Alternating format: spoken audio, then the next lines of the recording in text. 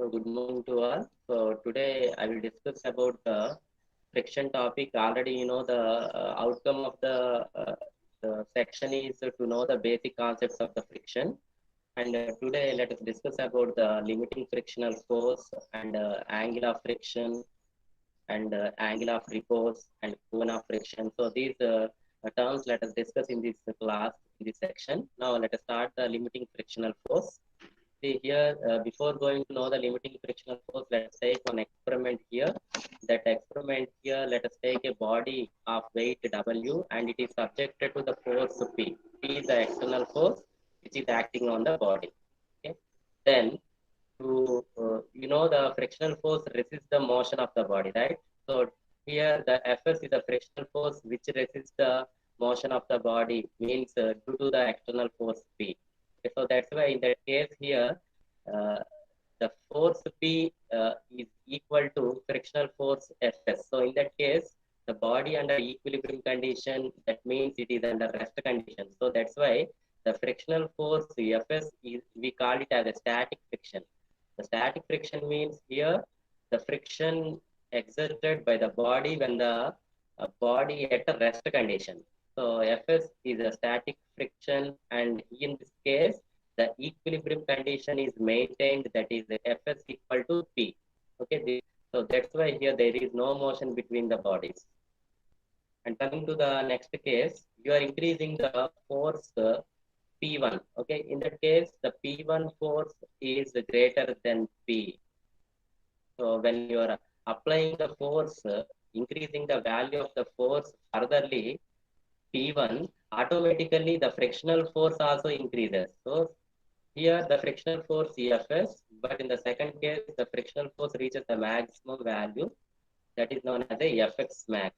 Fx max is the maximum frictional force which opposes the external force P1. In that case, the condition of the body is a rest condition. So that's why here the maximum force developed by the body to resist the or to oppose the motion of the uh, body is known as a limiting frictional force. Okay, so here the second case, from the second case, you can define the limiting frictional force, that is the maximum frictional force that can be developed at the contact surface when the body is just on the point of moving. Is called limiting frictional force. And in that case here, the condition of the body is at rest condition only. Why? Because the frictional force reaches the maximum value, it opposes the external force. It opposes the movement of the body. So that's why here Fs max equal to P1. So there is no motion between the two bodies in the second case also. In the second case also there is no motion of the body. But what do you observe in the second case? In the first case, the frictional force is Fs. But in the second case, the frictional force is increased to resist the external force. So that's why the maximum frictional force is developed to resist the external force is known as a limiting frictional force. That is represented with the Fs max. And let us move to the third condition. In the third condition, you are applying the force P2, that force which is greater than P1 and P. In that case, P2 is greater than P1 and P values. Now, when you apply the force P2, the frictional force reaches already maximum value, that is known as a limiting frictional force. After reaching the limiting frictional force, the frictional force will not increase further. So in that case, automatically the frictional force is reduced, means the frictional force value is suddenly drops, means which is less than that value of the external force. So that's why the external force value is greater, so automatically the body starts moving. So in that case, we call it as a impending motion. So the body starts sliding here, so that when the body moves starts at that case, so that at that point the wedge of sliding takes place, at the starting of the body takes place, at the motion of the body takes place. That motion we represented as a impending motion. So here Fs max is the maximum point at the starting of the impending motion. Okay, means it is the initial point. Now here, the same experiment, if you are representing in the graph summarizes the effects of the regarding of the friction, right? See here, what are the effects of the friction with respect to force? See, let us take the force P along x direction, and the Fs means the frictional force take along y direction. Okay. Now, the force P, when you applied the on the body, the frictional force is developed in that starting case. You see, in the starting case, P is equal to F. So if you take the P is equal to F, then you will get a linear curve. Okay.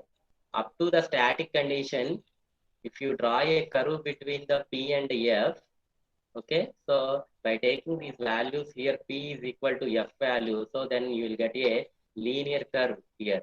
So after you are furtherly increasing the force P1, if you are increasing furtherly up to P1, the frictional force also furtherly increases. In the both cases, here the P1 equal to Fs max, but Fs max is the maximum frictional force, static frictional force. See here, Fs max is the maximum static frictional force. Okay, so that's why the maximum static friction is known as a limiting frictional force. Is the limiting friction force. Okay, so here the initially static friction, it reaches the maximum value. Up to the maximum value, Fs max equal to means frictional force equal to external force. So up to that point, you did not observe any motion of the body. So that's why up to that body, the friction we call it as a static friction. There is no motion during the static friction. Okay, and coming to the at that point, the body, you should know what is impending motion at this point. Right now, let us see here, the impending motion is the movement of at the point where the body is on the verge of sliding. Means here where the body starts or the way the body is sliding. So at that point, we call that movement, we call it the movement at that point, we call it as a impending motion. So after reaching the Fs max, so the frictional force will not increase further. So automatically the friction is reduced. See, the graph is the curve is moves downside. So when the curve drops like that, what is the meaning of it here? It is nothing but the frictional force drops down. Means it is reduced. So when it reduced here, the external force, suppose if it is increased, the frictional force is reduced. Automatically, the reduced frictional force is known as a kinetic friction or dynamic friction. So the reduced friction, we call it as a kinetic friction or dynamic friction. The kinetic friction means the friction force developed by the body when it is under motion. So this Fk is represented the kinetic friction, which is less than the Fs, means static friction. So if you compare the kinetic friction, the static friction, kinetic friction value is low when compared to the static friction. Okay, and so this is about the variation of the friction with respect to force P. And let us move to the next topic here. Already I told the impending motion is the movement at the point where the body is on the verge of sliding. Okay, so when the body moves here, the static friction, if it is reaches the maximum value, at that point, after reaching its maximum value, see here, the impending motion starts. When it starts, the static friction reaches its maximum value. That is, the Fs max is the limiting frictional force. After reaching this point, then automatically the movement starts. Means the movement starts at that point. So to on the wedge of sliding means it starts to move. So that motion we represented as a impending motion at that point of where the maximum value reaches by the static friction. And you should know the normal reaction force or the normal reaction. So how to represent the normal reaction? So here you know the from the basics, according to the third Newton's law, every action is equal to opposite reaction. So from that statement here, when you are taking a body on the surface, see here, this is a body which is placed on the surface, horizontal surface. Now, when you are consider a body on the surface, now the weight of the body is acting downward direction. See, this is the direction of the weight, that is W. So you can represent W equal to mg, mass into acceleration due to gravity. So the weight of the body is always acting towards the downward direction. So according to the Newton's third law, so here the every action there is equal and opposite reaction. So that's why here one reaction force which is acting opposite to this weight means that is a normal force that is represented by N. Otherwise, you can also represent it with the reaction force R. R is a reaction force. The symbol R is a reaction force, or you can also represent with the N. So the normal reaction force is opposes the weight of the body. So here to keep it the body under equilibrium condition, when the body weight is acting downward direction, at the same time normal reaction force is acting towards upward direction. And one more point you should remember here, the direction of the normal reaction force will be perpendicular to the surface on which it's act. Means here always you should consider, suppose the surface, this is the surface, okay? So when you are taking the surface, the normal reaction force is perpendicular to the surface. Means here the normal reaction, how could you represent here? It is 90 degrees to the surface. So that's why we call it as a normal, means perpendicular. That reaction force is perpendicular to the surface on which it acts. Okay. Now in the second case, see in the first case, the body placed on horizontal surface, but in the second case, the body is placed on inclined surface. Okay. When it is placed on the inclined surface is making theta angle along the horizontal direction. Okay. So this is the inclined surface which is making theta angle. The angle is theta along horizontal. Okay. Now in that case, you remember that weight is always attracted towards earth. Earth means towards down. So that's why in the second case, you should represent the weight direction always towards downward direction.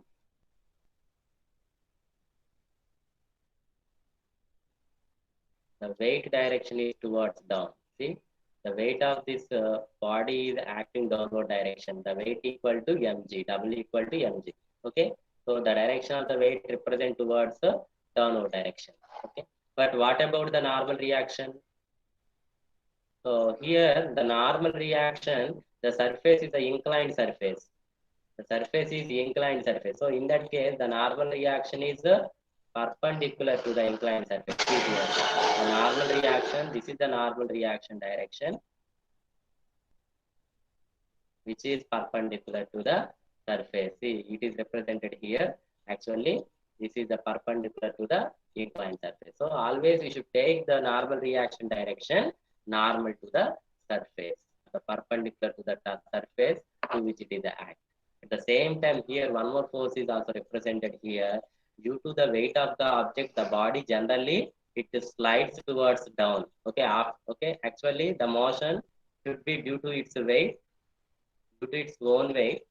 If you are, so generally it's possible to move towards downward direction. So to resist that motion towards downward direction, the frictional force is acting towards upward direction. So this is the frictional force F.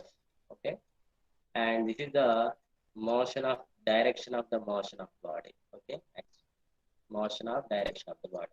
Okay, this is about the normal reaction force, and let us move to the next one, and that is the coefficient of friction. Okay, so here the coefficient of friction is an important role when the it will shows the relation between the contact surfaces, right?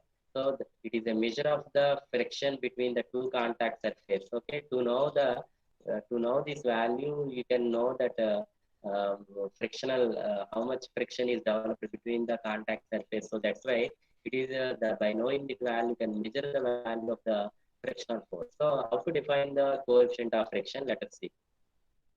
Here the coefficient of friction is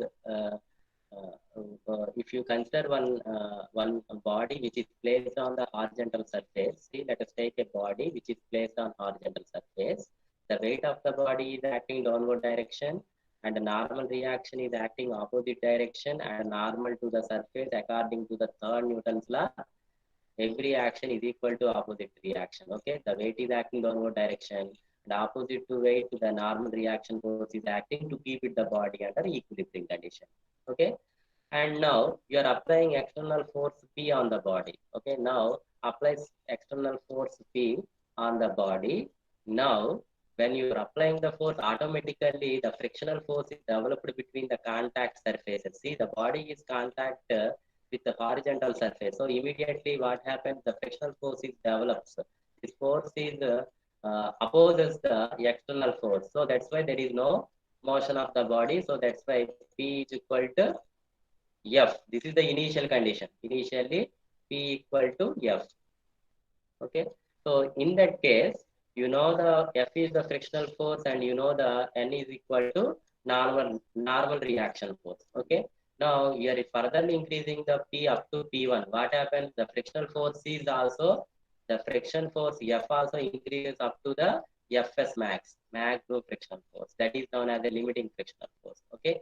Now you can define the coefficient of friction is the ratio of limiting frictional force to normal reaction between the two bodies. See here.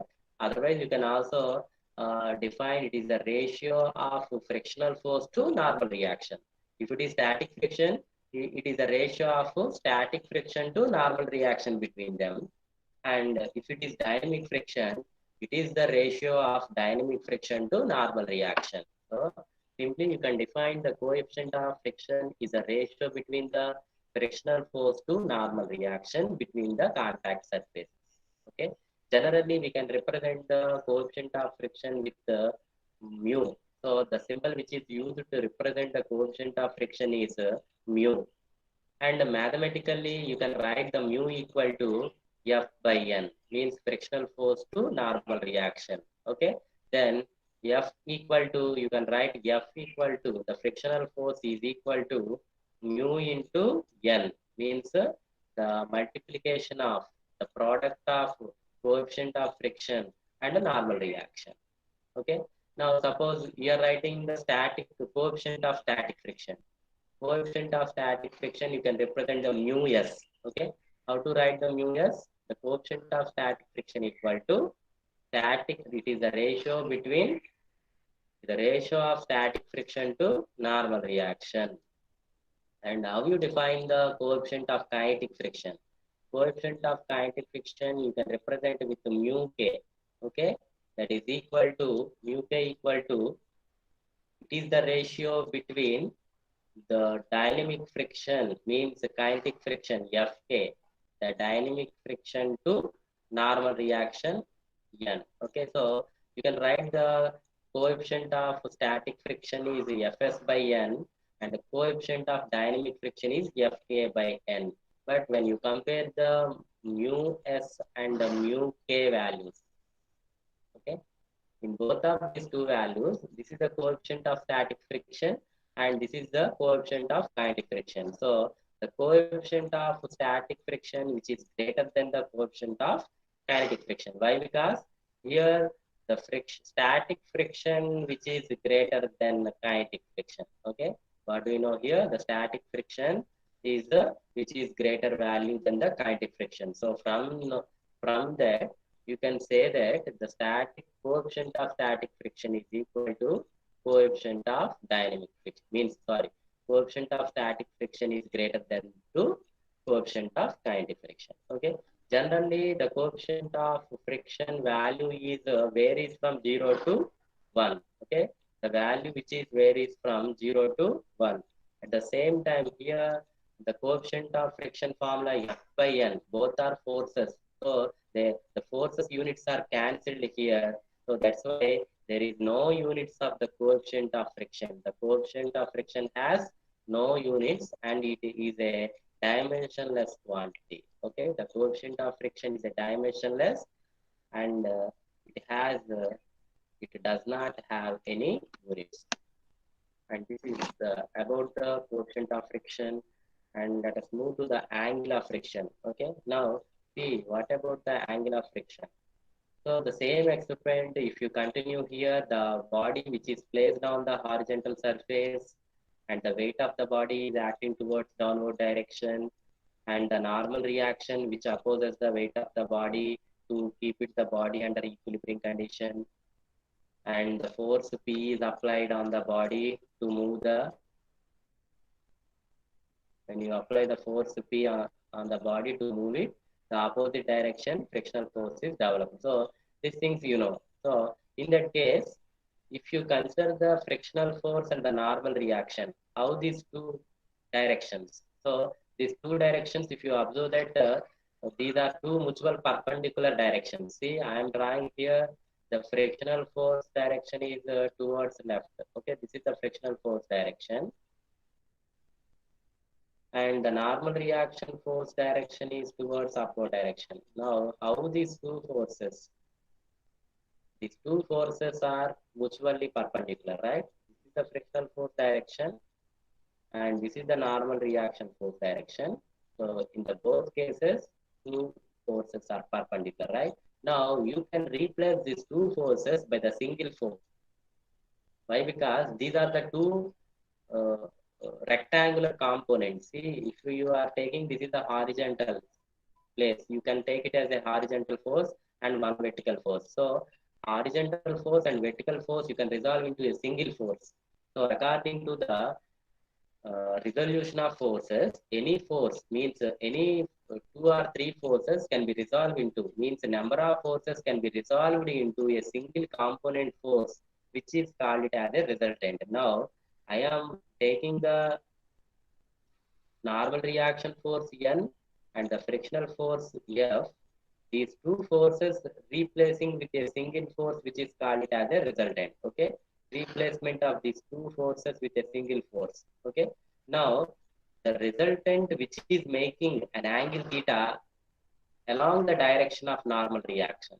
See here, when you are replacing these two forces with a single force resultant, this is the direction of the resultant force. This is the direction of the resultant force when you replace these two forces by the single force R. Now that resultant is making theta angle along the direction of normal reaction. Okay?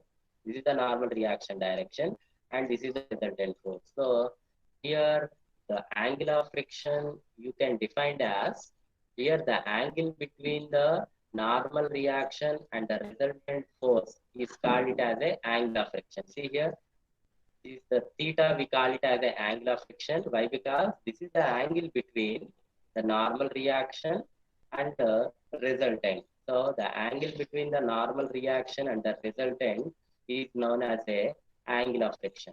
Okay. So here the angle of friction means the theta value is increases depends on the friction of increases. Okay. So here what is initial friction? F. So that is Fs, means static friction. We are increasing the force P furtherly, means up to P1. We are increasing the P1 force, means which is greater than P. What happens? Automatically, this static friction is increased up to maximum value, that is Fs max. Okay. Now, this Fs max, we call it as a limiting frictional force. Okay. Now, the up to the static friction we represented with theta, right? The theta is the angle of friction up to the static friction. So when you are increasing the external load furtherly, automatically the frictional force is also increases and it reaches the maximum value, which is called it as a limiting frictional force. Okay. So in that case, the angle between the normal reaction means here when it reaches the maximum frictional value. Okay. So the angle between the normal reaction and the resultant is called it as a, that is a limiting angle of friction. Okay. What is that? We call it as a limiting angle of friction. When we call it as a limiting angle of friction, when the frictional force is a maximum static frictional force. So if you consider the frictional force is the maximum value, so the ratio between Fs max means here the ratio between the maximum frictional means here the maximum frictional force. If you consider the ratio means the angle between the normal reaction, the resultant force is called is the angle of friction. Now see here, this is the normal reaction direction, this is the frictional force direction, this is the R direction. Okay, so you can observe a right angle triangle in this place. Okay, in this area you can observe a right angle triangle. This is the angle between the normal reaction, the resultant force theta, angle of friction. Now you can write down the trigonometric equation, that is tan theta. Tan theta is equal to opposite side by hypotenuse. What is opposite side? Represent frictional force, see F, and hypotenuse is uh, sorry, tan theta equal to opposite side by adjacent side, not hypotenuse. Okay, so sin theta equal to opposite side by hypotenuse. Okay, now we are considering the tan formula. Tan equal to opposite side by adjacent side. Opposite side is F and adjacent side is theta n. Okay, so F by n, you will get the tan theta equation. And now you are considering the alpha. Alpha means I told you the limiting friction angle. Okay, means if it is reaches the maximum value, Fs max, if you consider the angle is represented with the alpha. Okay, then tan alpha you can write the, this is the Fs max, right? Tan alpha you can write that equation opposite side by adjacent side, that is Fs max by n. Tan alpha equal to Fs max by n. Anyway, here mu. Mu means here already I told you the mu means it is the ratio between the frictional force to normal reaction. So in the place of the F by n, you can write down the mu. So finally, what we concluded here, angle of friction tan theta or tan alpha equal to mu. Okay, you can write down this equation, tan alpha, otherwise tan theta. Either you can take theta, otherwise alpha, that is equal to mu. Okay. And here the alpha is called, already I told you, angle of limiting friction.